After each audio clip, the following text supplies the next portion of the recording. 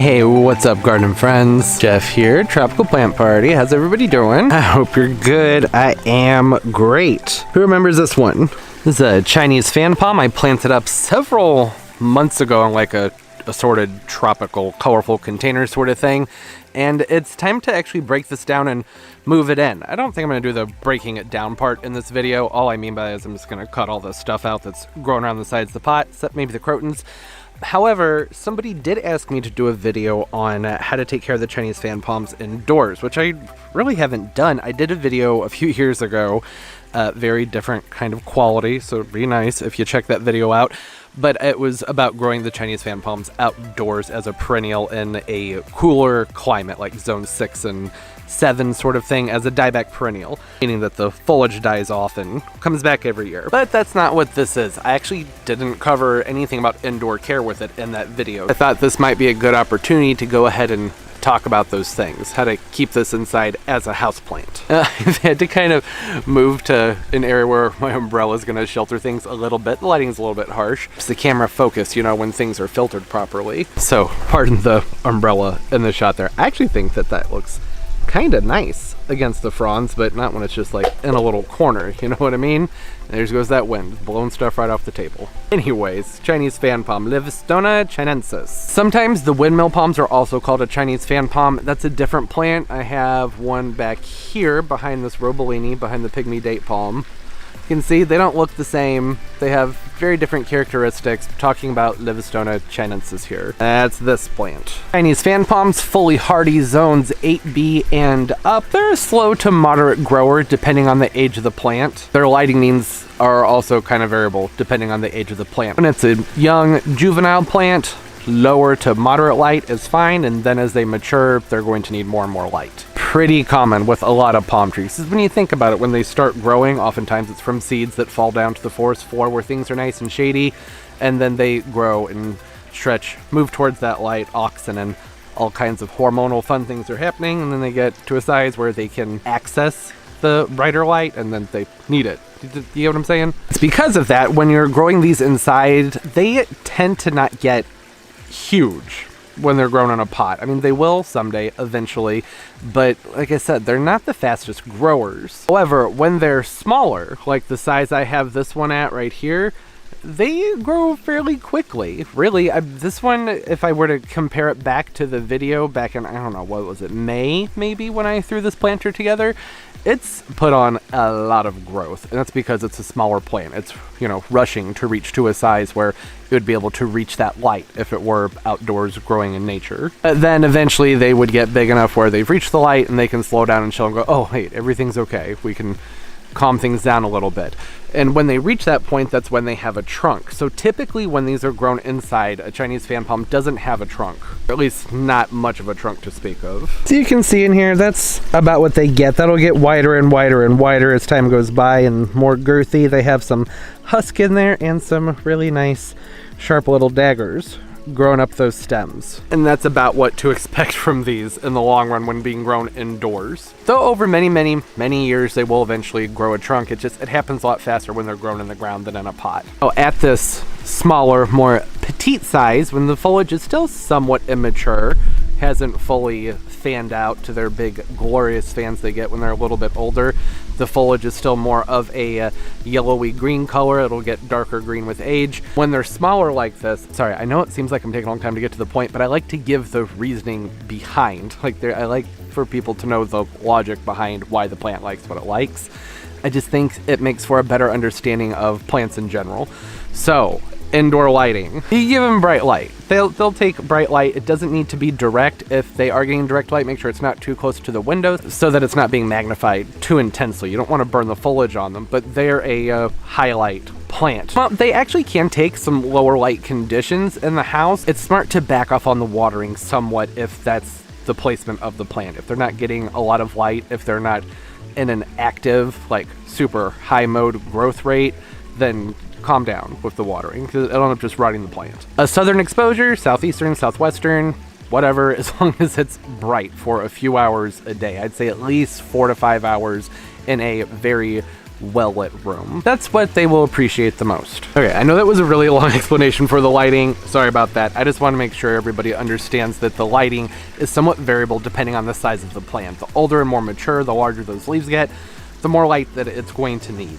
So watering Chinese fan palms, I do tend to just follow the general rule of thumb I do with pretty much most houseplants, which is that when the top inch, 2 inches at the max of the surface soil, when that dries out, I go ahead and water it. And I water it until the water goes all the way out the bottom of the pot. That way I know it's received a nice heavy watering. If that water doesn't come out the bottom of the pot, then you're not guaranteed that water even got into the root zone. So that defeats the purpose, right? You need to make sure that soil gets saturated, briefly at least, when you water the plant. They do not like standing water though. Most palm trees don't, at least not many palm trees that are grown commonly as houseplants. So I would avoid putting this in a tray that is sitting in water. If you do decide, and I wouldn't blame you, to put a tray underneath a Chinese fan palm, then make sure that there's some pebbles or something in that tray so that the bottom of the pot's not in contact with any of the water. That way it doesn't wick it back up. It just creates a whole mess among the roots. Essentially, you lose oxygen around the root zone, and there's rot and die off, and nutrients can't be transported to the foliage the way they need to be. It's a mess. You get it. Don't let the roots stay sopping wet for too terribly long. They like a very well-drained, organically rich soil, and I mean, they're a pretty sturdy palm. If the soil's like somewhat barren, it's more if you're growing it outdoors, but if that's the case, they will be okay. You might have to up your fertilizing a little bit. In a pot, there's really no reason that should happen, right? When it's being grown in a container, use a nice, good quality soil blend where the water can move through it sharply, meaning that basically when you're standing there with your watering can, I was going to say hose, probably not using a hose when you're in the house. You want that water to hit the surface of the soil. It can pool up momentarily, but you want to see it move through there fast. Watering is always one of the more difficult things to talk about when it comes to houseplant care, and that's because there are so many variables, mostly where someone lives and the conditions in their home. If you have really, really dry air and your house temperatures are very, very warm, then you're going to need to water the plant much more frequently. If you live someplace where your winters are very, very humid, but maybe cool, then you're going to need to be more careful with the watering because that water is not going to evaporate from the root zone very fast or get taken up by the plant as quickly. Cooler temperatures, the plant's not going, oh, I want to grow really fast. It's like, no, I'm just going to kind of get by until things warm up and there's more light. And then that water doesn't get used and rot. Again, dead plant, don't want that. Which leads me on to fertilizing. Fertilizing is necessary, of course, but it's best to only fertilize these during the active growing season. Active growing season meaning, well, I mean, it's what it sounds like, right? When the plant's growing actively. Active growing season meaning basically spring and summer, right? Day lengths are longer, temperatures are hopefully more warm, but if it's being grown in the house, then that's not necessarily the case. I just use a general all-purpose fertilizer with most of my palms, and probably every month or so I'll use a little bit of like the Espoma Plant Tone or the Jack's Classic Palm fertilizer. I really like that one. The main thing to look for is just a fertilizer that has a good blend of micros and macros. You want to see lots of good stuff in that fertilizer. Potassium, iron, manganese, those sorts of things. Those are things palms really like in their fertilizer. Like I said, once a month, spring and summer, should be just fine. It's a good idea to back off of the fertilizing roughly, I'd say anywhere from 4 to 6 weeks before the change of the season into the fall time. It's mostly true when growing these outdoors, or for someone like me who's growing them outdoors and then moves them inside during those winter months. I want the plant to be not in a state of like go if cold temperatures should come about, because that can shock the plant in a much more harsh way than it would if it were just kind of chilling. You know what I'm saying?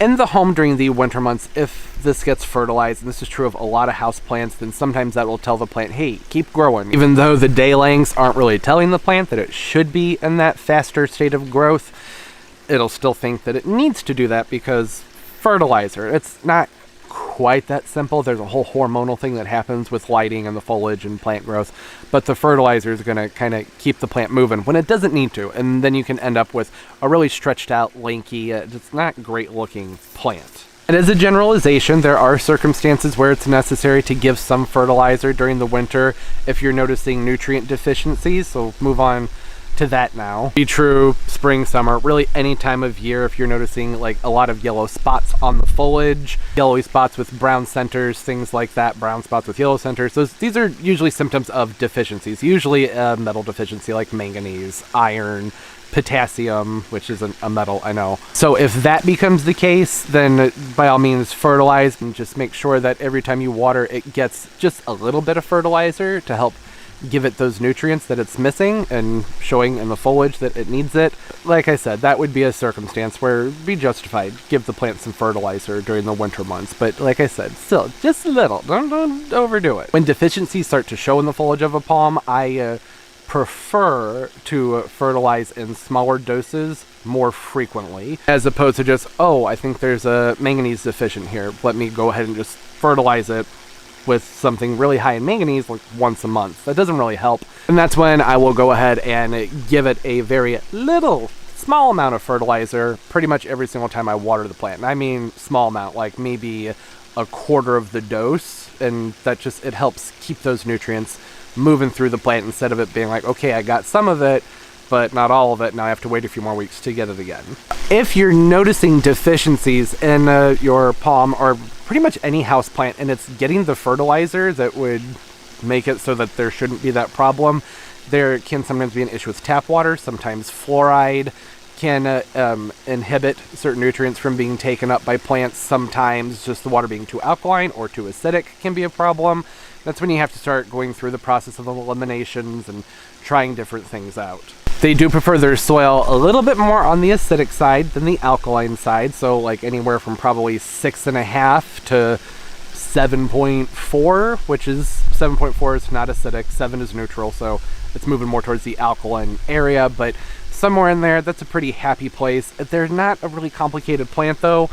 Worrying about the pH probably wouldn't be necessary, but it is something to factor in if those nutrient deficiencies are present and there's no rhyme or reason for it. Then that's when it's time to start looking at the soil conditions and whatnot. That whole process gets kind of complicated, and I'm gonna make this video very, very, very long, so maybe that's something I could do a separate video on at some point if people are interested. Troubleshooting with plants can be a lengthy, drawn-out process, and there, again, like with watering plants, there are just so many variables. It'd be really hard to cover all of that in one video, and I don't really think it's necessary because, like I said, these are a pretty sturdy palm. I don't think that having issues with deficiencies is going to be really, really common with this palm for most people, so just you go ahead and ask me directly. You can hit me up in the comments or on Instagram, something like that, and we'll talk about it. I can help you out. Repotting. Now, general consensus with palm trees is that they like to be somewhat root bound. Really doesn't make it that easy to care for them in the home. That's the only issue with that. If they're too root bound, then there's just not much soil around those roots. The roots have pushed a lot of the soil out of the pot over the years and through watering and whatnot, and so you'll have to water more frequently. If you've just bought a Chinese fan palm and you're trying to decide what size pot to put it in, I usually would suggest bumping up the pot to like 1 to 2.5 inches on the outside diameter of the pot, meaning that if your root mass is 12 inches in diameter, then move it into a pot that's probably 14. That would be fine. And repeat every couple of years. That should do the trick. I think every other year is a good way to go with repotting most house plants, and it's going to depend on how fast it's growing. If yours is growing really, really, really fast and you're watering it and watering it and watering it, and the poor thing just is always looking thirsty or deficient in some sort of way. Maybe there's roots showing up out of the top of the pot and out of the bottom, or one or the other. Those are signs that, okay, it's probably time to go ahead and bump it up a pot size, which on average would be like every other year probably with these Chinese fan palms. Now, like I had mentioned, when they're smaller,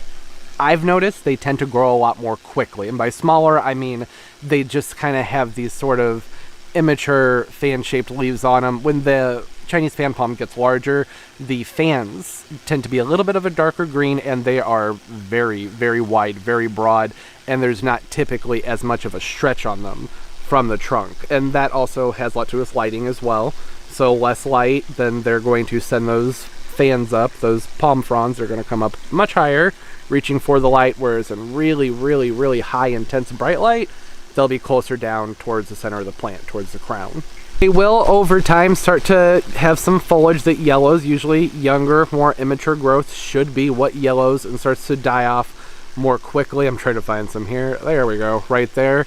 That should be next in line as far as starting to yellow and die off. It's happening with more new growth. That's something to be concerned about. Could mean too much water, not enough light, too much light. I mean, there are a lot of things that can contribute to that. However, with the smaller, older growth, that is typically what's going to go first. And once that starts to yellow, you can go in with a pair of snippers and just cut it right out. It's just going to keep on dying back, and it's not going to do anything for the plant, so just get it out of there. It doesn't need to stay around. It's the case with any yellowing, browning foliage on, most plants. Over time, it's just going to attract pests because it's going to decay, and pests like to help things decay. They serve a purpose, but not always one that's really useful when it comes to keeping your plants inside. It can be problematic. Now, you may notice in the house, sometimes the tips of these fronds, of these big fan leaves, they'll get some yellow on them and turn brown. That usually just means that the air is kind of dry for them, or maybe they're near a draft, something like that, and it's blowing moisture out of the foliage, close to a heat source or an air conditioning source. It's just something's moving moisture out of the plant, which just means you need to increase humidity, maybe relocate the plant. They don't want to be set someplace that's really, really drafty. Live someplace that has really cold, chilly winters, like even just temperatures below 50 during winter time. Probably not great to keep it too close to a door, because every time that door opens and closes, cold air is going to hit the plant, and plants like consistency, so that wouldn't be great for it. Again, ceiling fans, vents, anything that's moving too much air around the plant and dry air around the plant, that can be one of those issues too. One of the things causing the tips to brown is what I'm getting at. Or check the surface of your soil. Sometimes the plant's being underwatered, and that can contribute to those brown and yellow tips as well. Or general rules with pretty much any houseplant.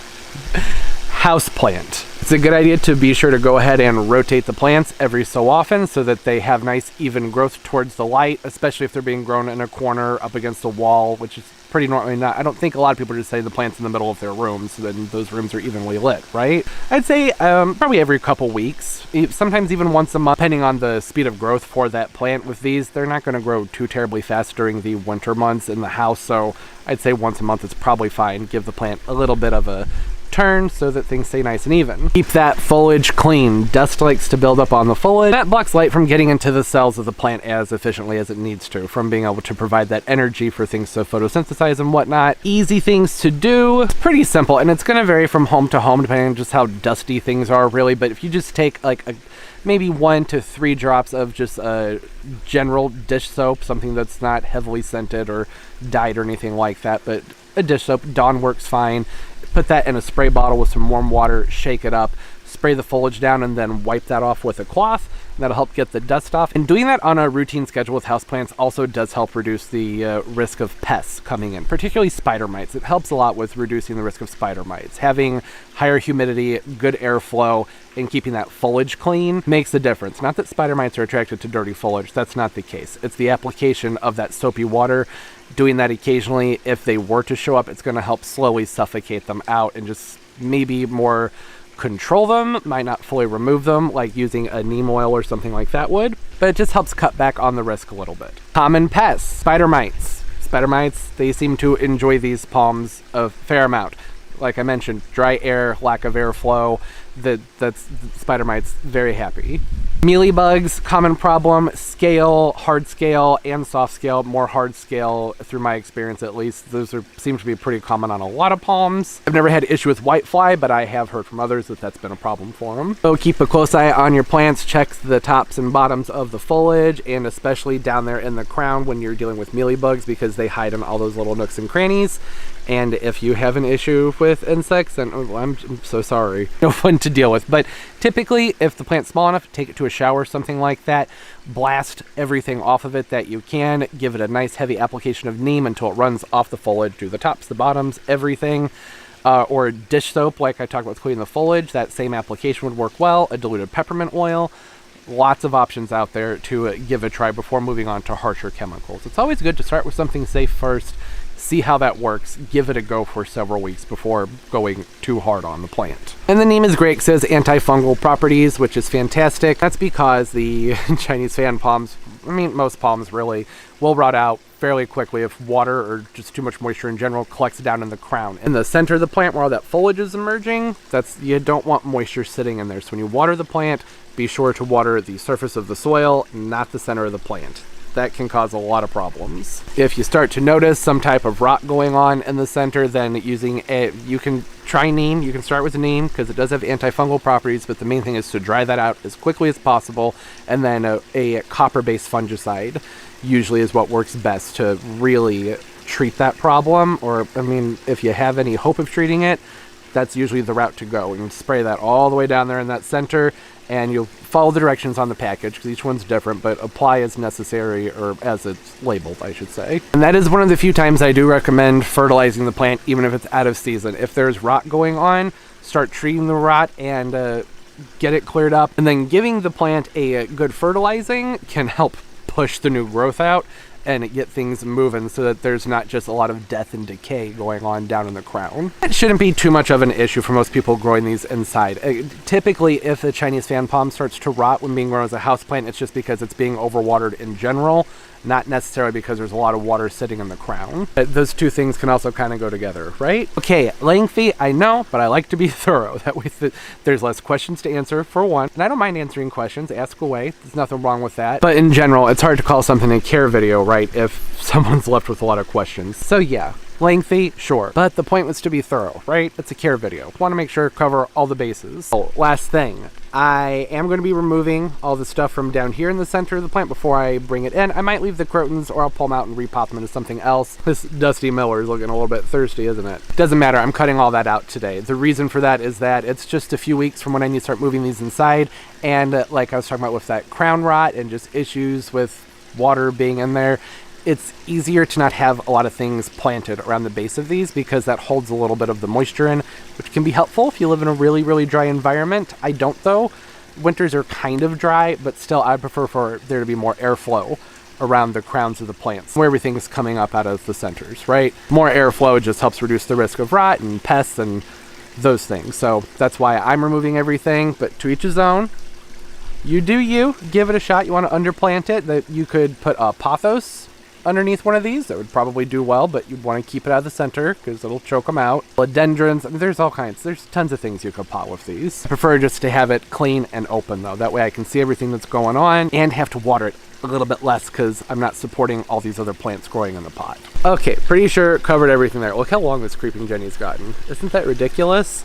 So much growth out of that. Don't forget to leave the video a thumbs up. It makes a really big difference for the videos and for the channel, so thank you. Subscribe as well and hit that notification bell. I upload multiple times a week, and that way you'll know when new videos come out. I have all my social media linked down below, down there in the description. You can go ahead and give me a follow. I use Instagram like way more than anything else. That's a good place to get a hold of me though if you do have questions. Sometimes the comments on YouTube can be a little bit sketchy. I don't always get notified of new comments, or it's complicated. And comment down below. Say hi. If you have anything to add about this plant, please do so. I want to make sure that everything is covered, and it is like impossible to do that in one video. I'm one person. There's always, every time I finish editing, there's always something I think of. Even though like I do an outline, there's always still something. So anything anyone ever has to contribute, always welcomed and appreciated. Helps keep things moving, help people learn. That's the whole point, right? Overall, pretty easy to grow plant. At least that's been my experience. Not usually too fussy. The yellowing and browning tips is usually the biggest issue I ever have with them. So you can just put them in a room with a humidifier, a bathroom, just an area with nice moist air. That'll do the trick normally.